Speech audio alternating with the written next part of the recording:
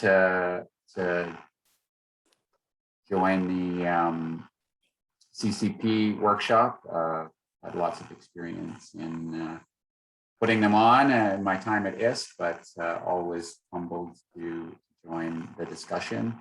Calling in today from the traditional territories of the Musqueam, Squamish, and Tsleil-Waututh, and have the honor of living, working, and playing in those in that area.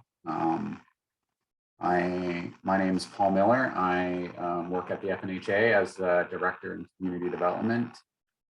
I'm here with my team member, Rosie Holmes, supporting me through the presentation. I'm a member of the Katie First Nation out in the Lower Mainland, and really happy to share a little bit about how FNHA supports planning and how that might link.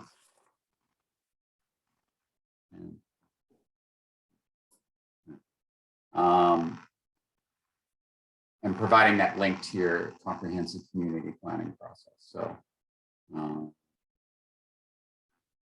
we will get right to it and leave you some time for some questions. Okay, first slide, next slide.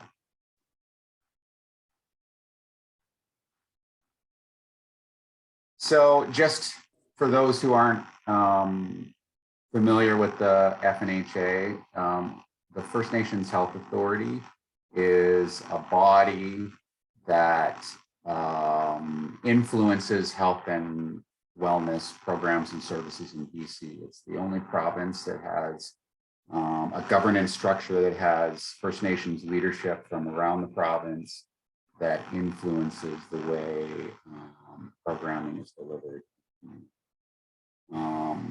So there's a real special perspective on health and wellness in our province. And when we talk about planning, just as in any subject matter of planning, it's really just a pathway guiding the way forward and building it through community, being reflective of priorities, being reflective of values and culture, and really just putting a pathway towards what a community aspires to in the areas of health and wellness. Next slide.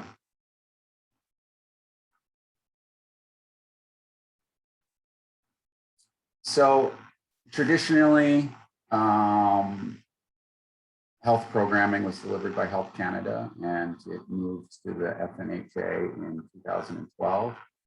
And as we transformed the planning process into a more community reflective process, we have supported the planning processes with resources to do so. So we have almost $11 million approved in 2018 to support communities in their health and wellness planning.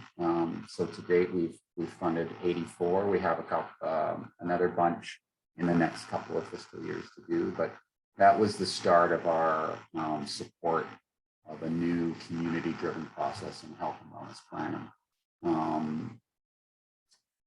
It used to be that it was tied to the renewal of funding agreements, you know, a very administrative kind of link, but we've really moved away from that and really just supporting communities to really have a plan that not only reflects their community's priorities, but is also a living document, and it changes, and it you know, really reflects not only the challenges, but the successes that the community has in moving their way down their health and wellness journey.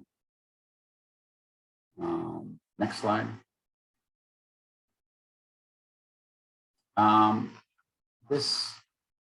This graphic really represents our principle of not leaving anybody behind and meeting communities where they're at.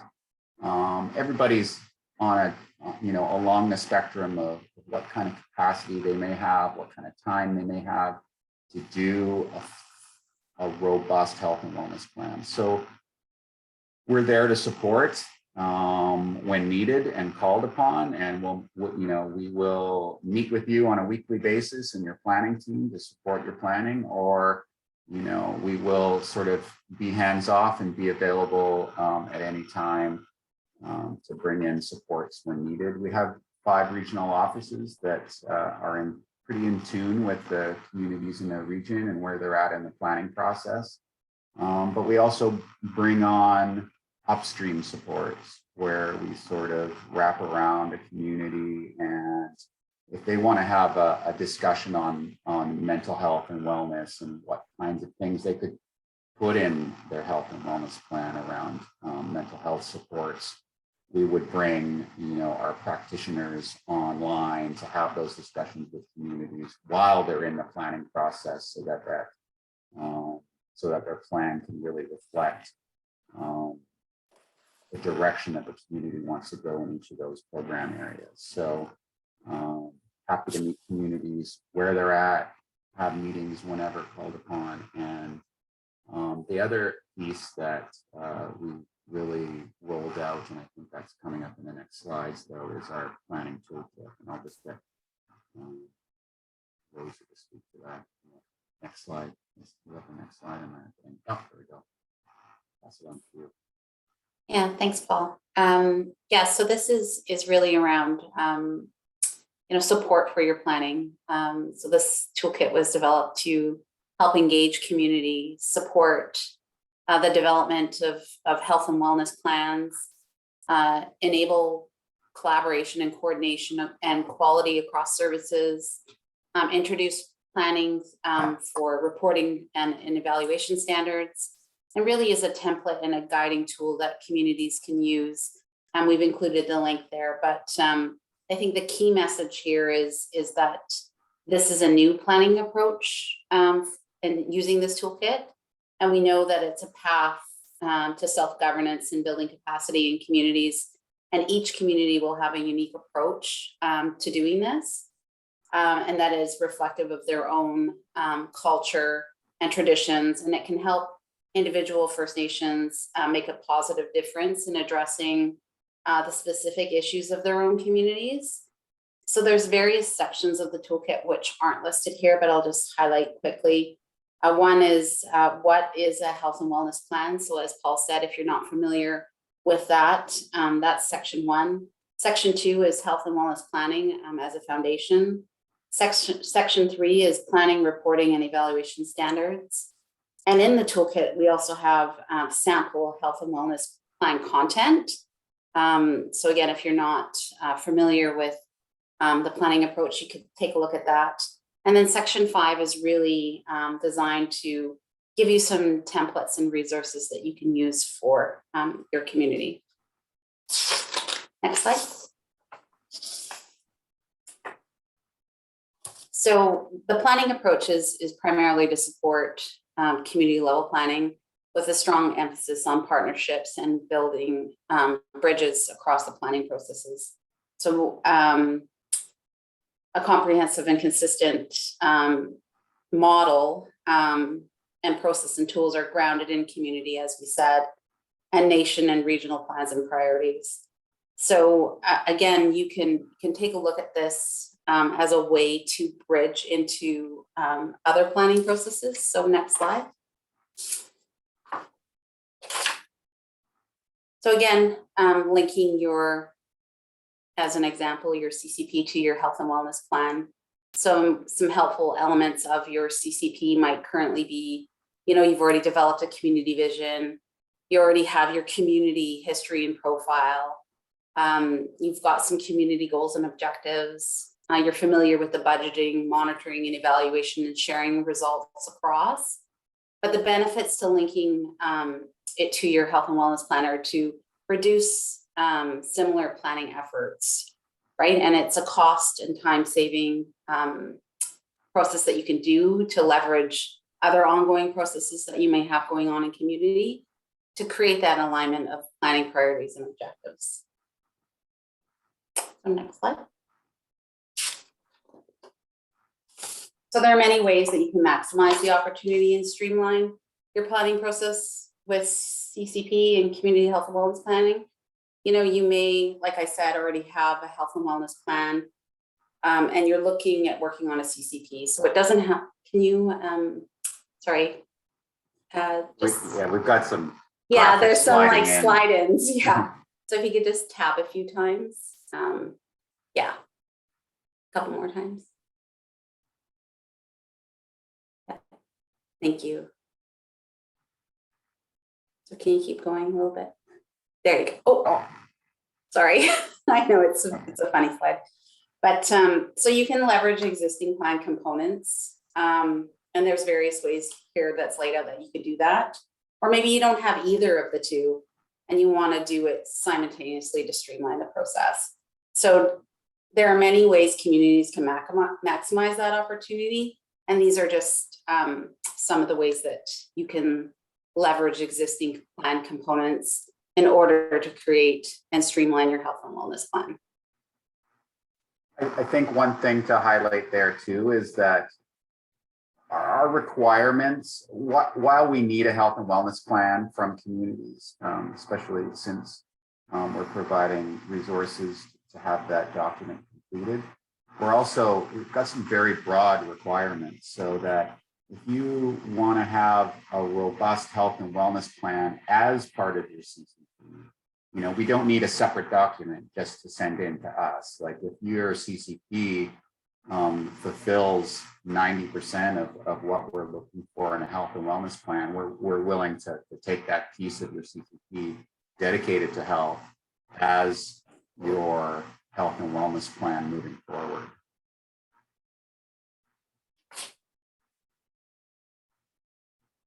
Yeah, the idea is not to duplicate efforts, right? So, yeah.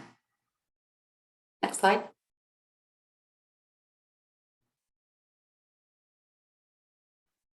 It's you, Paul. Yeah. So, like we've just as a CCP really has all of these pillars of areas that the community is in, I think the health and wellness plan is equally connected to a lot of different departments, right? Housing is, if you think about the social determinants of health, almost every program that a community delivers is linked to health somehow, right? Like housing, education, economic development, like all these things provide wellness in the community. So there's lots of opportunities to do some cross-departmental planning and have those pieces as part of your health and wellness plan planning process, and make sure that it's reflective and consistent across programs as well, right? That the vision and the mandates and that there isn't, sort of conflicting goals and objectives between different programs. Next slide. Oh, boom. Perfect. So, that's just a very quick overview of how the FNAH supports health and wellness planning and how you might plug that into your CCP work in your community, and happy to take any specific questions in any of those areas. We'll provide a link to the toolkit. It's online. It's on the FNHA website, and you can find the toolkit there in digital form, or you can reach out to us and we can send you an actual physical copy. I always like to have something nearby when I'm referring to things rather than scrolling through a PDF. And it's always nice to flip pages rather than digitally.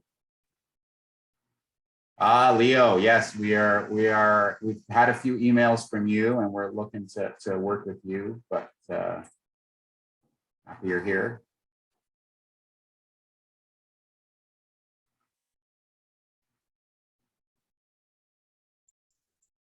Hello, Paul, can you hear me? Yes, now I can. I was wondering if maybe we could take this offline, maybe within the next few days or next week, Paul, Rosie, and just maybe get some feedback. And this is actually the reason I'm on the CCP planning, is that we have all of these plans, especially since I'm working on the health plan, and I'm actually meeting with Chief and Council today in regards to how this affects or how this is implemented within the CCP plan. And I just want to bring it to their attention that it's a part of it. I think somewhere along the line, there wasn't any implementation about some of the old things that they wanted to do and moving into the new phase or new part of it. And I guess I guess I wonder where this should probably more of a question for the CCP component of it, but where do we start getting that point where all of these plans are implemented or put into the CCP plan? Because if you look at the health, we can have a 20-page health plan, but when you look in the CCP, it may only be 2 pages. Like I'm trying to find out how we could take what we're learning from both the CCP process and First Nations health process and put them together. Yeah, I mean, it really depends, Leo, on, you know, which areas require that level of detail in moving forward. I think the CCP is really meant to be a very broad document and really just outline, you know, some really aspirational goals for the community moving forward. And, you know, whether it's a work plan or a more robust plan within those program areas, you know, I think it's really meant to be a guiding document, right? So, you know, the lands department will see what the priorities are in the CCP, and they'll develop a plan moving forward on how they're going to implement those. So I see that, you know, that those plans are probably appendixes or just plans that refer to the CCP. I don't think you need all of these planning documents to be part of the CCP. But, you know, it's the guiding document that will move the work forward, or provide that level of detail where you can actually start to do some implementation.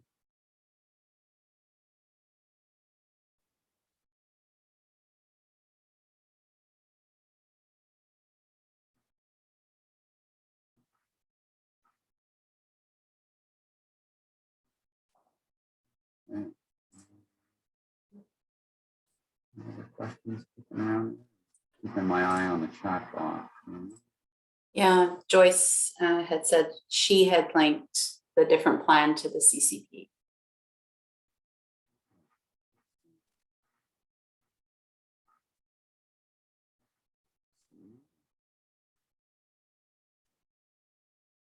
Well, I won't. We will provide our direct contact information. I think, is it on the next? It's on the next slide, I think. Oh. Yeah. Don't want to eat up too much of the time. I know we're co-presenting here with EMDC, so that's our team. We've got a couple of other people on our team that aren't here today, Katie, Annie, Isa, but happy to answer any questions by email. Take a look at our planning section on the FNAH website. Our toolkit is there, and we can talk to any community about, you know, how we can incorporate health and wellness planning within a CCP, where you're at in each of those journeys. But thanks for taking the time to listen to us today, and pass the baton on.